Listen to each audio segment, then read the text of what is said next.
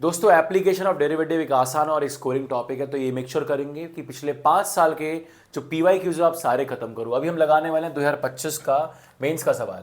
अब यहाँ पर एक फंक्शन दिया हुआ है और बोला गया कि इसका जो लोकल मैक्सिमम है वो x इक्वल टू अल्फा पर और लोकल मिनिमम जो x equal to alpha square पर अचीव होता है।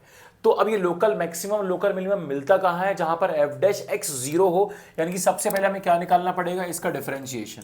तो एफ डैश एक्स निकालेंगे मतलब डिफरेंशिएट करेंगे। एक्स क्यूब का डिफरेंशिएशन है 3x² 3x² इंटू 2 6x²। मैं फॉर्मूला भी लिखूंगा जिन लोगों को नहीं पता डिफरेंशिएशन कैसे करते हैं।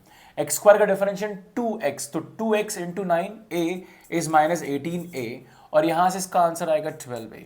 ठीक है, अब मैं यहां से 6 कॉमन ले लूंगा तो बनेगा x² minus 3ax plus 2a।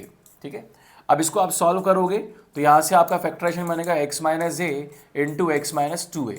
तो ये आप करके देखोगे और यहां से हम इसको अगर यहां पर अगर मैं लिख दूं कि if F dash X is equals to 0, तो आप सोचिए 0 कब बनेगा? ये 0 बनेगा x equals to a, then x equals to a and x equals to 2a। अब सवाल ये है क्या ये अल्फा है या ये अल्फा है?